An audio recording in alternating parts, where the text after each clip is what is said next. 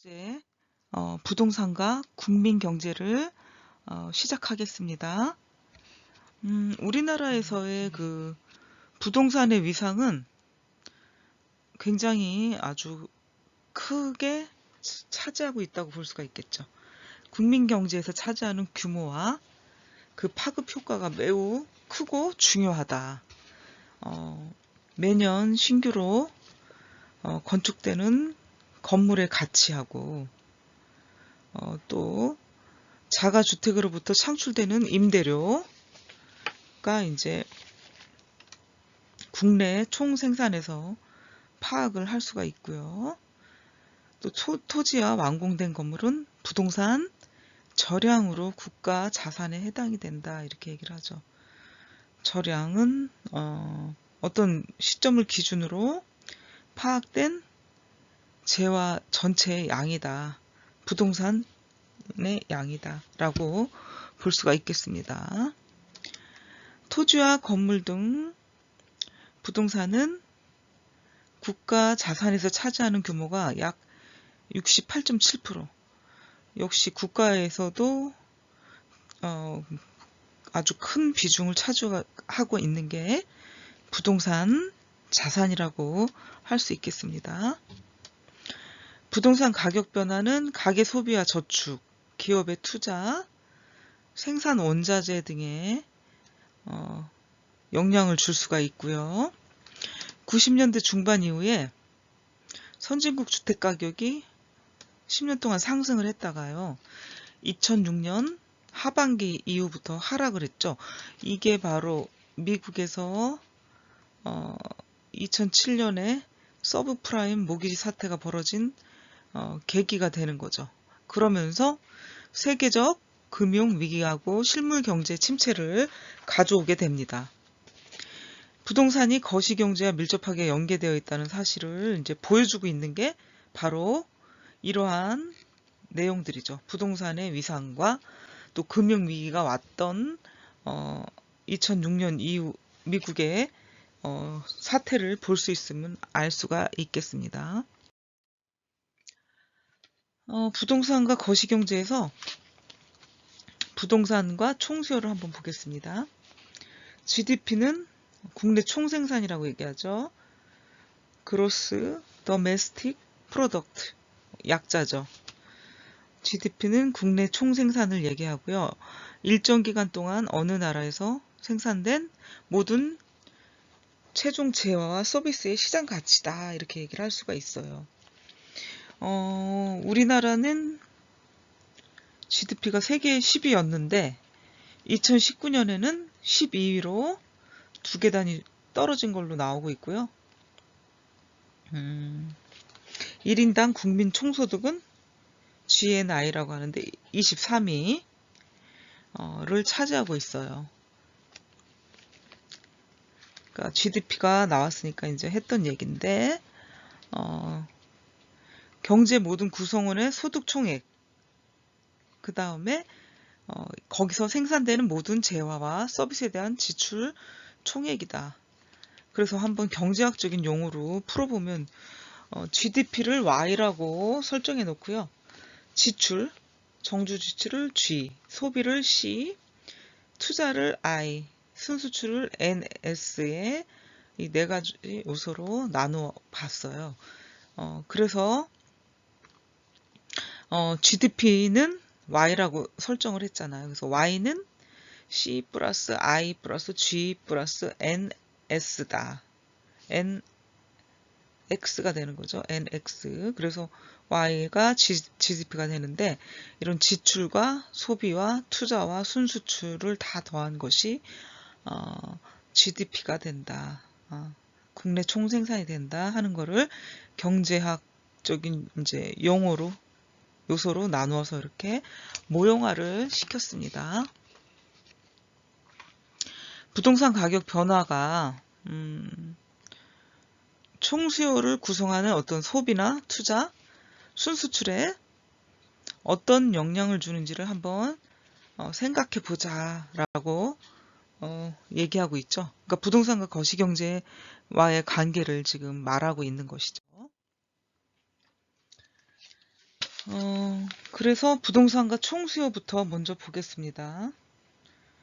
부동산 가격의 변화가 총수요를 구성하는 소비, 투자, 순수출에 어떻게 영향을 줄까 하는 또 문제가 있죠. 그래서 부동산과 총수요는 어떤 영향을 주고 있나, 그리고 총수요를 구성하는 그 요소, 소비, 투자, 순수출에는 또 어떻게 영향을 줄까 하는 것을 고민해보는 시간이 되겠죠. 가처분 소득이라는 건 우리가 실제 사용할 수 있는 소득이다, 이렇게 얘기를 할 수가 있는데, 소비자는 가처분 소득이 증가하나 보유하고 있는 자산의 실질 가치가 상승할 때 소비를 늘리려고 하는 경향이 있다. 그러니까 소득이 증가하고요, 또 자산의 실질 가치가 상승하면 당연히 소비를 늘리려고 하는 경향이 강하겠죠. 아무래도. 또한 부동산 가격이 상승하면 가처분 소득이 일정하더라도, 그러니까 버는 돈, 쓸 수 있는 돈이 일정하더라도 소비자들은 더 부자가 된 것 같은 생각을 하게 되죠. 그러면서 소비가 증가한다. 이게 이제 피구 효과죠.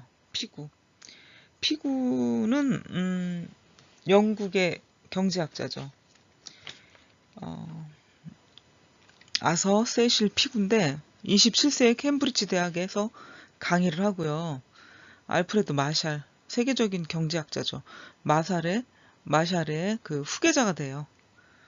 그래서 캠브리지 대학에서 종신으로 강의를 하게 됩니다. 또한 그 고전학파 경제학의 완성자이기도 하고요. 피구 경제학이 사회를 개선할 수 있다고 믿었죠. 후생 경제학이라고 말할 수가 있는 거죠. 미리 우리가 뒤에서 이제 피구 효과에 대한 여러 가지가 나오는데 피구라는 경제학자에 대해서 미리 조금 알아봤습니다.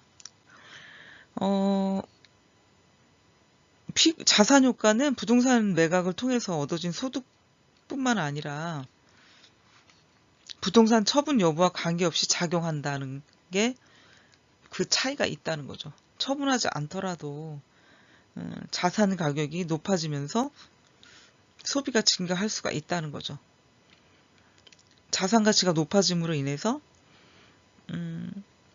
대출을 받는다든가 아니면 가처분 소득이 높아졌기 때문에 가용자금을 더 사용할 수도 있는 이제 문제가 되는 것이죠. 자산 효과에 의해서 소비가 증가할 때는 부동산 가격이 상승한 증가분을 현금화하기 쉬울수록 이런 효과가 더 나타난다는 거죠. 자산 가치가 상승했을 때 현금화하기 쉽다. 그러면 소비가 더 증가할 수 있다는 거죠. 그래서 이런 현상이 나타난다. 또한 자산을 매각하지 않더라도 증가한 부동산 가치를 담보로 대출을 받아 소비를 늘릴 수 있기 때문이다. 그래서 우리나라에서 부동산을 담보로 대출을 받아서 소비를 늘리거나 생활비를 쓰는 분들을 저도 보았기 때문에 이 이론이 굉장히 합리적이고 합당하다는 걸 알 수 있습니다. 굉장히 오래전에 나온 이론이긴 하지만 그 피구 효과를 한번 보도록 하겠습니다. 물가, 화폐 가치, 자산 가치와 소비의 관련성을 살펴볼 수가 있는데 소비를 지탱하는 소득 개념을 케인즈하고 달리 보유재산 가치로 확장을 했어요. 피구는. 그래서 물가가 하락을 하게 되면 자산의 실질 가치가 상승했다고 보고 소비를 증가시키게 된다 하는 게 이제 피구 효과가 되겠죠. 그래서 실질 자산 효과 또는 실질 재산 효과라고도 이제 말을 합니다. 그러니까 여기서는 재산 가격이 오른 것보다 물가 하락에 의한 재산 가치 상승이라고 볼 수가 있겠죠. 그래서 피구 효과는 이런 논리가 되겠고요. 피구와 케인즈의 어떤 다른 관점을 알 수 있어요. 1943년 아서 피구는 자신의 논문에서 고전적 정체 상태라는 논문을 통해서 피구 효과를 처음에 세상에 알리게 됐는데, 총수요가 일시적으로 경기를 불황으로 야기할 수는 있지만요, 기본적으로 시장 경제의 자정 기능을 통해서 원상태로 회복될 수 있다 하고 믿었던 게 아서 피구죠. 고전학파 경제학자의 신봉자이다 라고 볼 수가 있겠습니다. 특히 케인즈는 세금 인하를 통해서 위축된 총수요를 회복해야 된다고 얘기를 했지만, 케인즈하고 달리 불황기에 나타나는 모종의 소득 효과에 의해 가지고 원상 회복이 가능하다고 주장을 하는 게 아서 피구의 주장입니다. 총수요가 위축하고요, 물가 하락이 되면서 실질 자산 가치를 높이게 되고요, 또한 이로 인해 가지고 민간의 소비 수요가 높아진다고 봤죠. 그래서 총수요가 회복될 수 있다고 주장을 했던 것입니다. 그러니까 아서 피구와 존 메이너드 케인즈의 주장은 좀 달랐던 거죠. 사실은 그 20세기 초반 경제학자가 아서 피구고요. 1930년대 이후에 이제 빛을 발하게 된 것은 케인즈다. 그래서 굉장히 천재 경제학자죠, 두 분 다. 영국 캠브리지 대학을 나왔고요. 두 분 다 캠브리지 대학에서 강의를 했고, 굉장히 천재적인 학자이라고 볼 수가 있죠. 약간은 상반되는, 대립되는 이론들을 가지고 나왔다고 볼 수가 있겠습니다. 물가나 화폐 가치, 자산 가치와 소비의 관련성을 살펴본다면 초인플레이션, 계속 물가가 올라가는 거죠. 그래서 이렇게 물가가 올라가게 되면 어떻게 결국에는 화폐 가치가 떨어진다는 걸 얘기하거든요. 그래서 화폐 가치가 떨어지면서 화폐에만 문제가 되는 게 아니라 실질적으로 자산 가치도 하락을 한다라는 얘기를 하게 되죠. 그래서 빵 한 조각을 사는데 5천만 원이나 한다는 이제 예를 들어서 얘기를 한 건데, 한 조각을 사려고 빵 한 조각을 살기 위해서 5천만 원을 가지고 가야 되는 불편함이 있었죠. 예전에는 신용카드라든가 이런 크레딧 카드가 발달이 되지 않고 여러 가지 결제 수단이 있지 않다 보니까 직접 현금을 들고 가서 샀던 거죠. 예, 그러니까 얼마나 불편했고, 인플레이션 때문에 물가가 너무 상승이 되면은 이 돈의 가치가 떨어진다는 것을 이 그림으로 보여주게 되는 것이 되겠습니다. 예, 그러면서 실질적인 자산 가치도 하락이 된다 라는 것을 여러분께 알려드릴 수가 있겠습니다. 또한 반대로 물가 하락은 모든 화폐 단위로 표시된 자산의 실질적 가치를 높인다, 이렇게 얘기를 했어요. 아까는 물가 상승이었기 때문에 자산 가치가 다 떨어진다 이렇게 얘기를 했지만, 물가 하락이 됐을 때는 상대적으로 자산 가치가 높아지는 느낌이 들죠.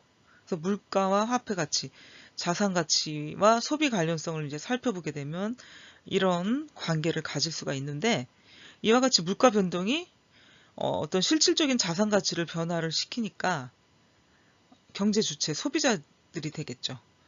소비자도 어떤 소비에 영향을 미치게 되고요. 특별한 소득 효과를 실질 자산 효과 또는 실질 재산 효과다라고 얘기를 합니다. 그러니까 물가가 상승이 됐을 때는 화폐하고 자산 가치가 하락이 되고요. 물가가 하락이 됐을 때는, 상승이죠. 하락이 됐을 때는 화폐 및 자산의 실질적 가치가 상승된다 하는 것을 이론적으로 설명을 하고 있습니다. 그래서 이 피구는 케인즈하고 달리 보유재산에 까지 확장해가지고 소득이 실질 자산 소득이 높아졌다 생각을 해서 소비를 할 수 있다고 반박을 했던 거죠. 대출을 받거나 팔아서 쓸 수 있는 거죠. 충분히.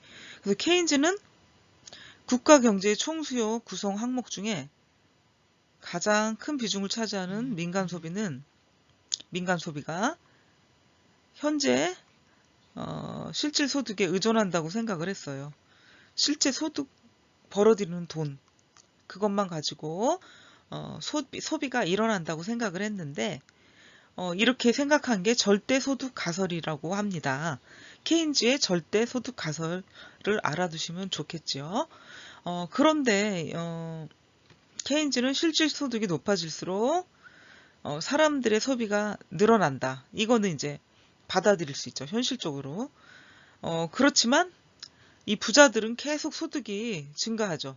소득이 증가해도 소비의 증가폭은 이렇게 최대까지 늘어났다가 점차 감소한다고 보았죠.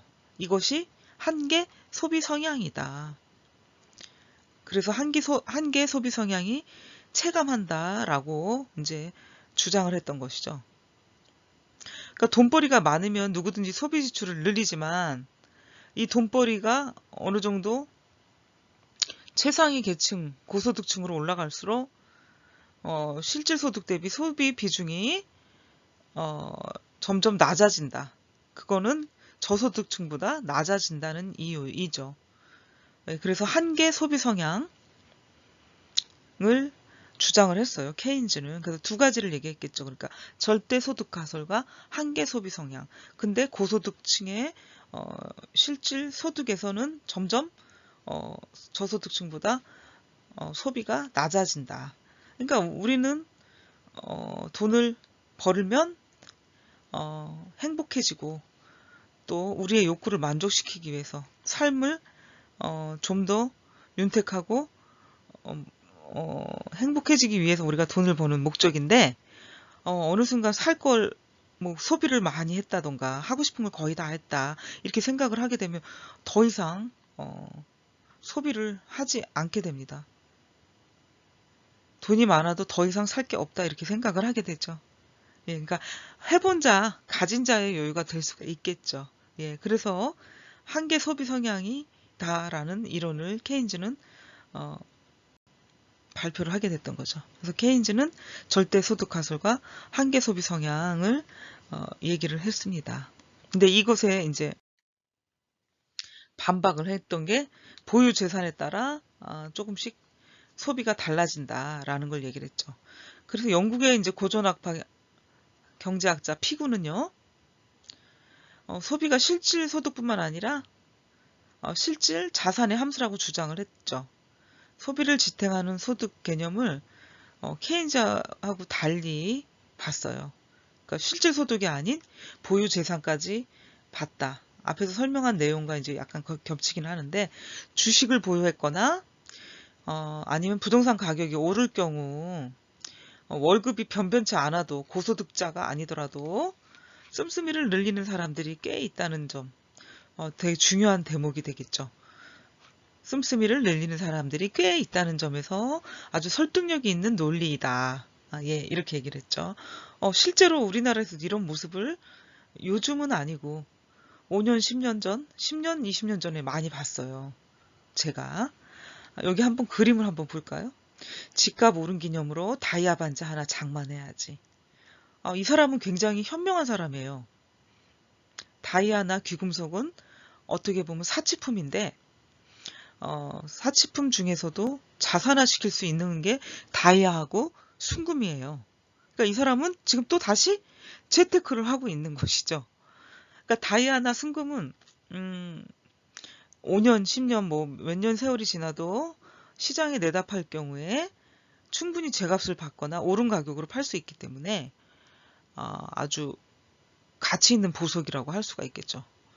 가치 있는 지금 재테크를 하고 있다. 어떻게 보면 사치를 하고 있다 얘기를 할 수도 있지만 재테크의 달인이라고 볼 수가 있겠죠. 예, 무조건 귀금속이나 사치품이 나쁘다고만 판단할 수는 없는 겁니다. 예, 그래서 피구는 이렇게 주장을 했는데 어느 정도 설득력이 있고 일리가 있는 얘기이라고 생각을 합니다. 그래서 피구는 케인즈하고 달리 봤다는 거죠. 어, 보유 재산까지 확장해서 얘기를 했다. 그래서 결론적으로 말해서 피구는 총수요 위축에 따른 경기 불황이 동반하면서 물가 하락도 자당 이렇게 일어나는데 자동적으로 자산의 실질 가치가 높아지게 된다는 거죠. 물가가 하락이 되면. 그래서 민간 소비 증대가 어떤 총수요를 회복시키기 때문에 정부의 개입이 없어도 자연스럽게 경기 불황을 해소할 수 있다. 이렇게 자동 뭐 아담 스미스의 보이지 않는 섬처럼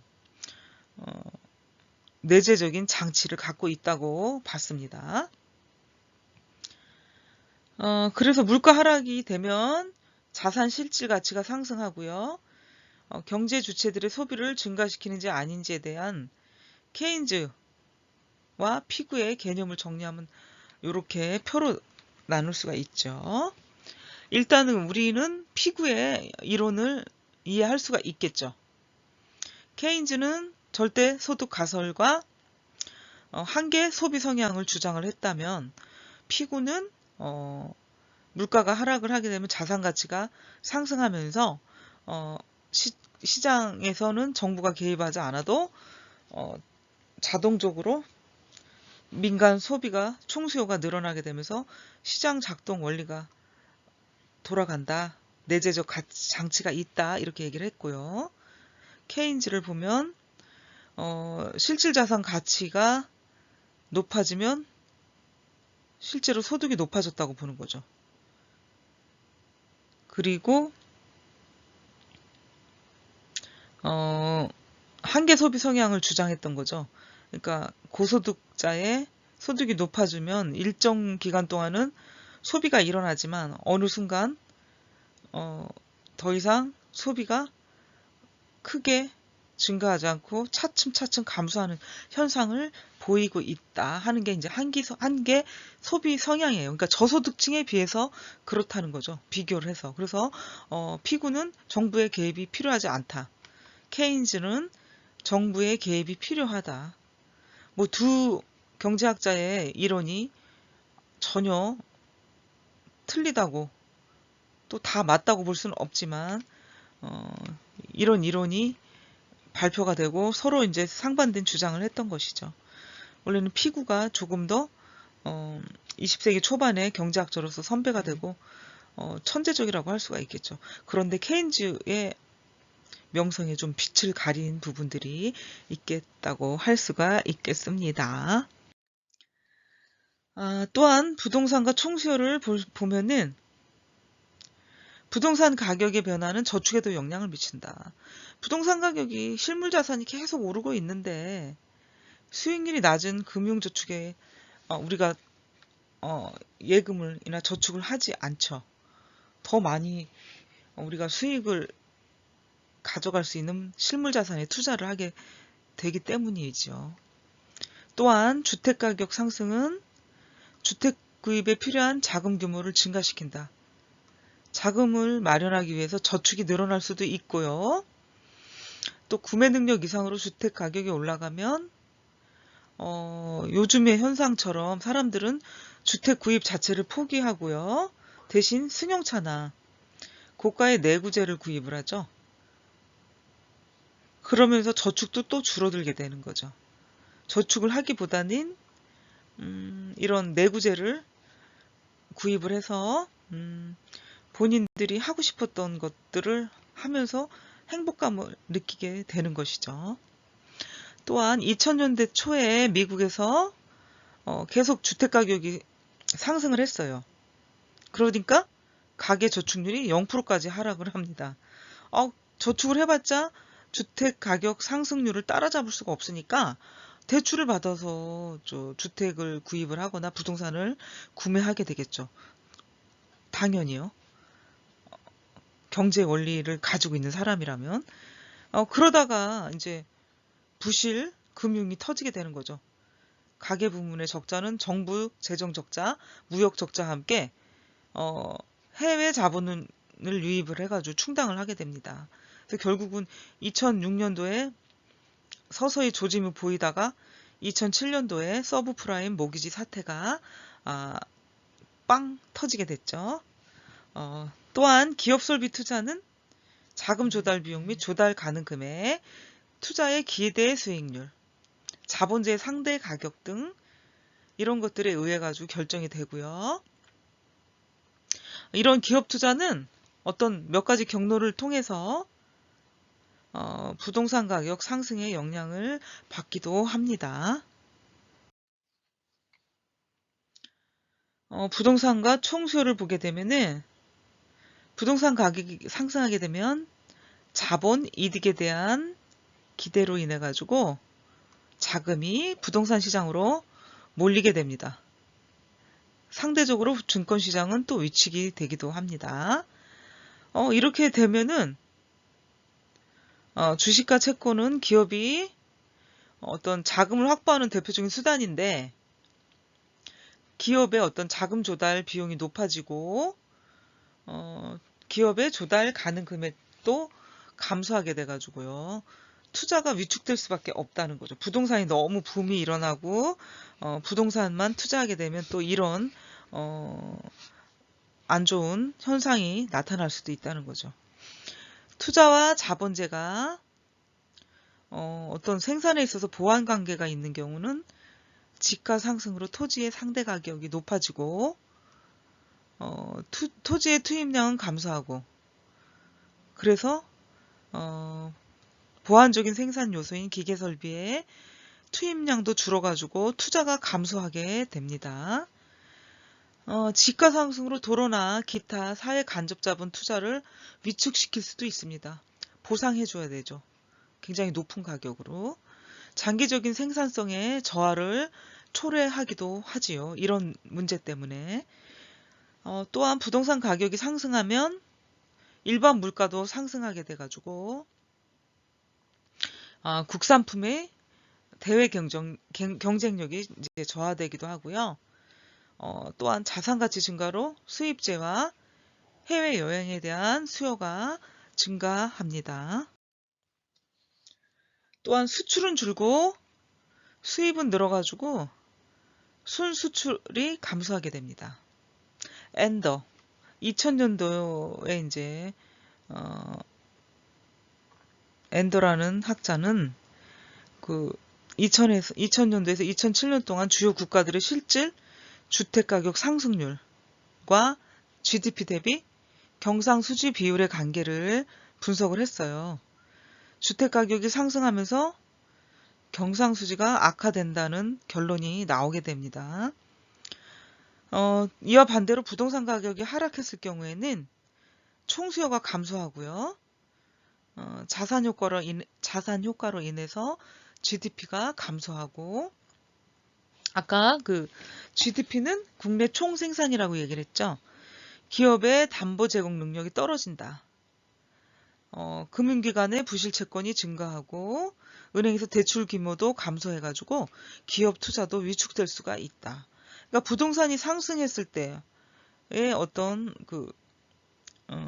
좋지 못한 효과와 또 하락했을 때에도 마찬가지로 좋지 못한 효과가 있기 때문에 결코 그 과도한 상승과 하락은 경제에 좋지 못한 영향을 거시경제에 좋지 못한 영향을 끼친다고 볼 수가 있겠습니다. 경기 침체는 부동산 가격의 추가적인 하락을 유도를 합니다. 그래서 이 경기 침체에 따라 이제 부동산 가격이 점차 하락을 하게 되면서 또 총수요를 감소시키는 경향이 있습니다. 그래서 정부에서는 이런 악순환적인 어떤 디플레이 현상이 발생하지 않도록 굉장히 주의를 하게 되고 또 시장에 관여하게 되는 경우도 생기게 된다고 볼 수가 있겠습니다. 부동산은 총 공급에도 영향을 미치고요. 주택 가격이 상승하면 근로자들의 생계비가 상승해서 실질 임금에도 영향을 미치게 됩니다. 임금 인상을 주장하게 되죠. 근로자들이. 그러면 그들의 의견이 반영이 돼가지고 생산성 증가 없이 임금이 인상되어지기도 한다는 거죠. 그러면 이거는 결국 소비자에게 돌아가게 된다는 거죠. 생산 비용이 상승하게 되면 결국 소비자 물가에 반영이 된다 하는 것을 알 수가 있겠죠. 그리고 주택 가격 상승은 그 주택 보유에 따른 자본이득, 캐피탈 게인이죠. 이런 것들을 알게 된 사람들은 근로소득을 이제 과소평가, 우습게 본다는 거죠. 과소평가하게 되고 또 다른 근로자들의 근로 의욕을 저하시킨다.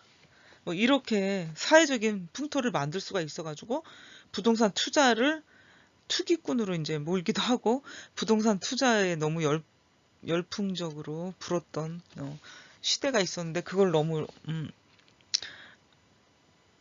좀 저지시키려는 의도가 아직까지도 많이 있다고 볼 수가 있겠습니다. 주택가격의 상승이 노동의 지역 간 이동을 저해시키기도 하고 인력 수급을 원활하게 하지 못해요. 내가 원하는 지역에 가서 아니면 일자리가 많은 곳에 가서 거주를 하고 싶어도 주택가격이 너무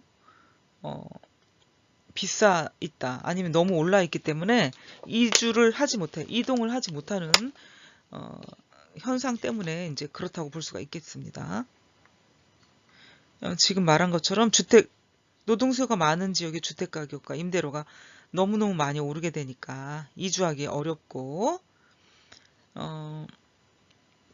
노동 초과 수요가 발생하고요. 인력 수급에 차질이 생긴다. 이래서 자원 배분이 왜곡될 수가 있다고 주장을 하고 있는 거죠. 그러면서 생산성도 떨어질 수가 있다. 또한 부동산 가격 변화는 생산 요소 가격에도 영향을 미친다. 기업도 공장을 지어야 되고 사무실을 얻어야 되고 하기 때문에 이 부동산 가격이 생산 요소 가격에 반영이 될 수가 있는 거죠. 상업용 부동산, 공장 등과 같은 제조 부동산의 가격 아니면 임대료, 토지 생산성 증가보다 큰 폭으로 상승하게 되면 생산 비용이 상승하게 되니까 이것도 역시 소비자들이 부담해야 되는 일부 몫으로 돌아가게 되는 것입니다.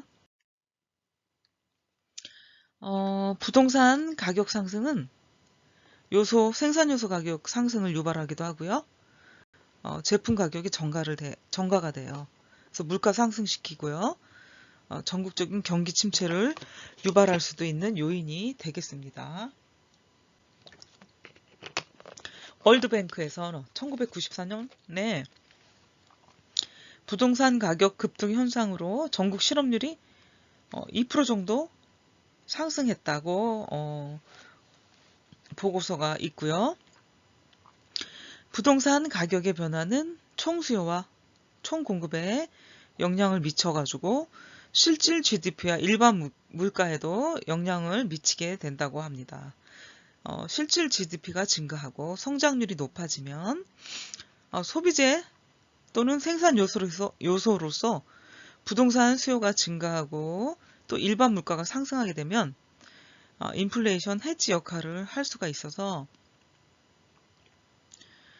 부동산 자산 수요가 증가하게 되면 결국에는 부동산 가격이 상승하게 된다는 것을 알 수가 있겠습니다. 반면에 그 부동산 가격 상승이 기업에게 자금 조달 비용과 생산 요소 비용의 상승을 가져오기도 합니다. 그래서 투자가 위축이 되고 생산성이 저하되고 또한 경기 침체도 유발할 수가 있습니다. 또한 이런 경기가 위축이 되면 부동산 가격도 하락시키는 요인이 될 수가 있고요. 경제성장과 물가와 같은 거시경제 변수는 굉장히 상호 영향을 주고받고 있어가지고 경제정책과 부동산 정책은 매우 긴밀하고 상호작용이 무엇보다도 강하게 나타나요. 그래서 긴밀하게 조율할 필요성이 있습니다.